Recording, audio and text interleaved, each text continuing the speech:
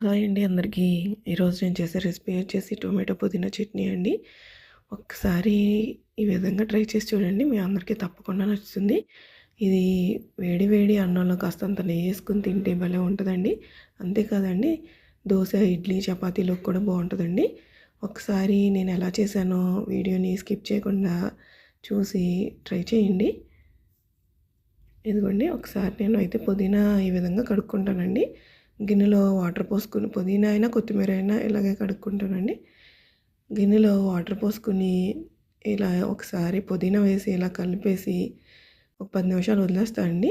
ఇసుకంతా అడుక్కెళ్ళిపోద్ది, మట్టి ఏమన్నా ఉంటే. అప్పుడు మళ్ళీ తీసేసి ఒక గిన్నెలోకి తీసుకుంటానండి. మళ్ళీ దాన్ని ఒక 2-3 సార్లు కడుక్కుంటానండి శుభ్రంగా. కడిగేసుకుంటే ఇసుక అనేది అసలు చాలా నీట్గా ఉంటుందండి. ఇదిగోండి, చూసారా అడుక్కి ఎలా వెళ్ళిపోయిందో మట్టి అనేది. మనం చాలాసార్లు హడావుడిలో చేత్తో పట్టుకుని ఊరికే పంపు కింద పెట్టి కడిగేస్తూ ఉంటాం కదండి. అస్సలు అలా చేయొద్దండి. ఆకుల మధ్యలో మట్టి అలాగే ఉండిపోతుంది. ఇదిగోండి, ఒక 1/2 కేజీ టొమాటోలు తీసుకున్నాను. ఒక పెద్ద కట్టలో అరకట్ట పుదీనా తీసుకున్నానండి. ఆకులుగా చూస్తే చేత్తో పట్టుకుంటే 2 గుప్పుళ్ళు వచ్చిందండి.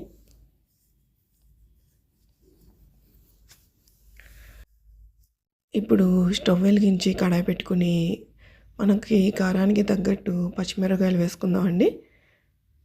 పచ్చడి అంటేనే కొంచెం స్పైసీగా ఉంటేనే బాగుంటుంది కదండి. మీ కారానికి తగ్గట్టు మీరు యాడ్ చేసుకోండి.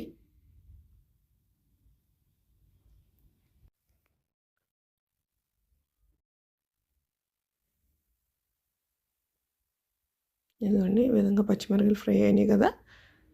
ఇప్పుడు వీటిని ఒక మిక్సీ జార్లోకి తీసేసుకుందామండి. తీసుకుని పక్కకు పెట్టేసుకుందాం. నేను ఈ చట్నీలో ధనియాలు కానీ పల్లీలు కానీ ఏమీ యాడ్ చేయట్లేదండి. మళ్ళీ అవి యాడ్ చేస్తే మనం పుదీనా ఫ్లేవర్ అనేది మిస్ అవుతామండి. అందుకే నాకు పుదీనా ఫ్లేవర్ బాగా తెలియాలని చెప్పి నేను ధనియాలు కానీ పల్లీలు ఏమీ యాడ్ చేసుకోలేదండి. ఇదిగోండి, టమాటా ముక్కలు వేసాను. కాస్త పసుపు, ఉప్పు కూడా వేసుకుని ఒకసారి కలిపేసి మూత పెట్టేద్దామండి. ఫ్లేమ్ని మీడియం ఫ్లేమ్లో పెట్టుకోండి. నాకు ఈ టమాటా ముక్కలు చాలా త్వరగా కుక్ అయిపోయినాయండి. చాలా ఫ్రెష్గా ఉన్నాయి. అంతేకాదండి, మనం పచ్చడి చేయాలనుకున్నప్పుడు కొంచెం దోరగా ఉన్న టమాటాలు తీసుకుంటే పచ్చడి అనేది బాగుంటుందండి.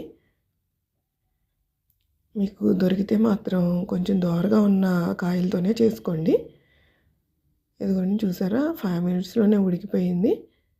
ఇప్పుడు దీనిలో కాస్తంత చింతపండు వేసుకుని పుదీనా కూడా యాడ్ చేసేసుకుందామండి. పులుపు అనేది మీరు ఎంత తింటారో దాన్ని బట్టి యాడ్ చేసుకోండి. ఇంకా మనం పుదీనా వేసాక మళ్ళీ మూత పెట్టి ఉడికించాల్సిన అవసరం లేదండి. మీడియం ఫ్లేమ్లో పెట్టుకుని తిప్పుకుంటూ ఉంటే దగ్గరగా వాటర్ అయ్యే వరకు ఉడికించుకోవాలండి.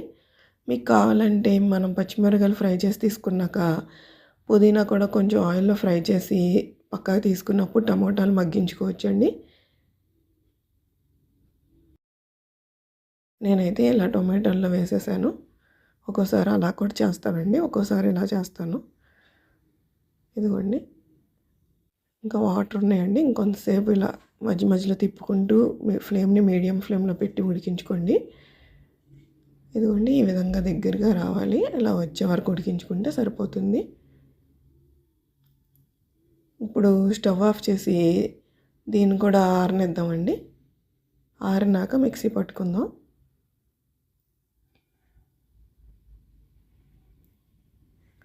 ఇదిగోండి, పచ్చిమిరపకాయలు తీసుకున్నాం కదా, దీనిలో కొంచెం ఉప్పు వేసి కచ్చా పచ్చగా గ్రైండ్ చేసుకుందామండి.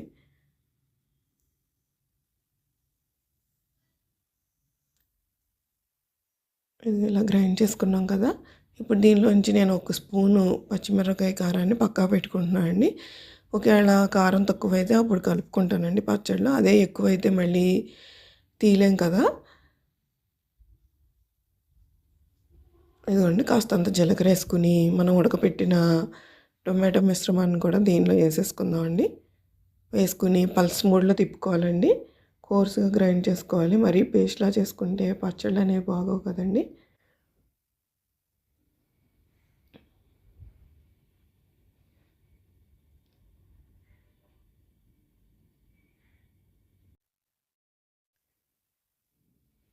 ఇదిగోండి పల్స్ మోడ్లో గ్రైండ్ చేసుకుందాం. ఇదిగోండి ఈ విధంగా గ్రైండ్ అయితే సరిపోద్ది. మీరు గమనిస్తే నేను వెల్లుల్లిపాయ యాడ్ చేయలేదు కదండి. నేను రోటి పచ్చళ్ళు చేసినప్పుడు వెల్లుల్లిపాయని డైరెక్ట్గా మిక్సీలో వేయనండి. మరి అది కూడా పేస్ట్ లాగా అయిపోతుంది.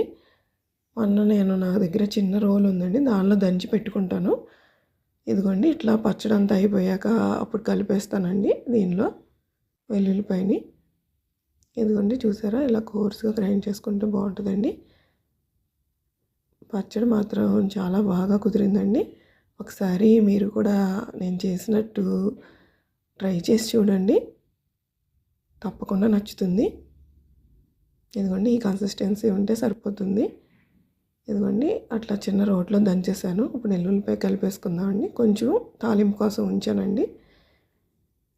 ఇది మనం తింటుంటే మధ్య మధ్యలో తగులుతుంటే బాగుంటుందండి ఎల్లుల్లిపాయలు. కొంచెం నాకు టేస్ట్ చూసుకుంటే కారం తక్కువైందండి. కొంచెం పచ్చిమిరపకాయ కారాన్ని మళ్ళీ పచ్చడిలో కలిపేసాను. మిగతాది నేను ఫ్రిడ్జ్లో స్టోర్ చేసుకుని అవసరమైనప్పుడు వాడుకుంటానండి. ఇప్పుడు పోపు వేసుకుందామండి.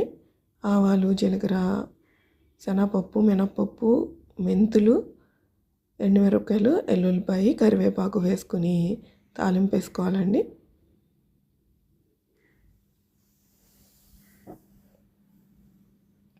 ఇదిగోండి తాలింపు కలిపేసాను.